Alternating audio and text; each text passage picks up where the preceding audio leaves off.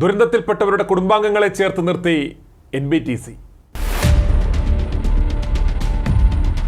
Kuwait ദുരന്തത്തിൽ മരിച്ചവരുടെ കുടുംബത്തിന് 8 ലക്ഷം രൂപ അടിയന്തര ധനസഹായമായി നൽകുമെന്ന് അപകടത്തിൽപ്പെട്ടവർ ജോലി ചെയ്തിരുന്ന സ്ഥാപനമായ NBTC അറിയിച്ചു. കൂടാതെ മരിച്ചവരുടെ ആശ്രിതർക്ക് ജോലി, ഇൻഷുറൻസ് പരിരക്ഷ, മറ്റ് ആനുകൂല്യങ്ങൾ എന്നിവയും ലഭ്യമാക്കുമെന്ന് കമ്പനി അറിയിച്ചിട്ടുണ്ട്.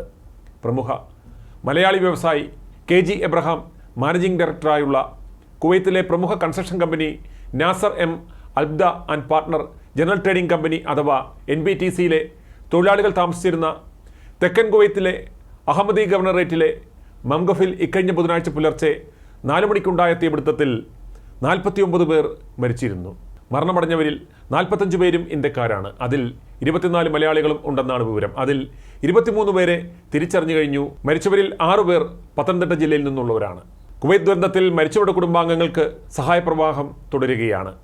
ദുരന്തത്തിൽ മരിച്ചവരുടെ കുടുംബങ്ങൾക്ക് സാമ്പത്തിക സഹായം നൽകുവാൻ ഉത്തരവിട്ട് കുവൈത്ത് അമീർ ഷെയ്ഖ് മിസ് അൽ അഹമ്മദ് അൽ ജാബിർ അൽ സഹാബ് മൃതദേഹങ്ങൾ ഇന്ത്യയിൽ എത്തിക്കുവാൻ വിമാനങ്ങൾ തയ്യാറാക്കുവാനും അമീർ നിർദ്ദേശം നൽകിക്കഴിഞ്ഞു.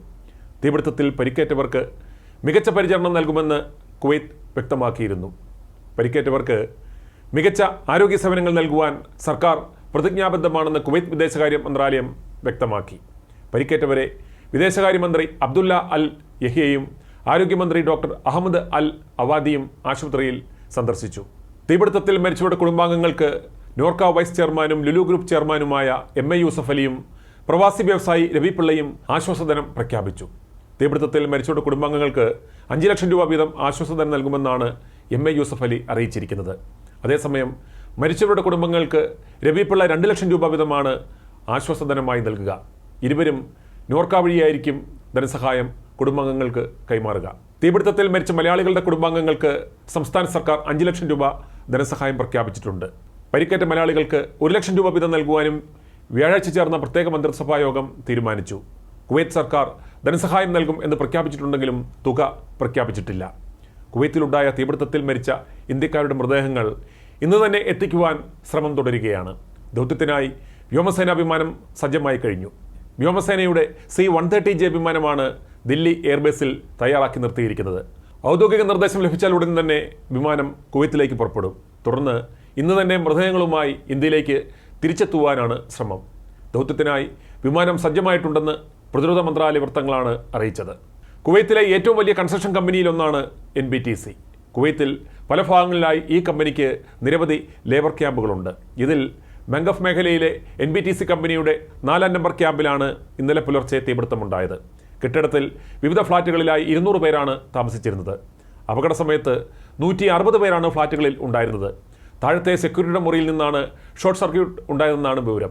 ഗ്യാസ് സിലിണ്ടറുകൾ സൂക്ഷിച്ച നിലയിലേക്ക് തീ പടർന്നതാണ് അപകടത്തിൻ്റെ വ്യാപ്തി കൂട്ടിയത്. പരിക്കേറ്റവരുടെ തുടർ ചികിത്സയ്ക്കായി ആരോഗ്യ മന്ത്രാലയം പ്രത്യേക മെഡിക്കൽ സംഘങ്ങളും രൂപീകരിച്ചിട്ടുണ്ട്.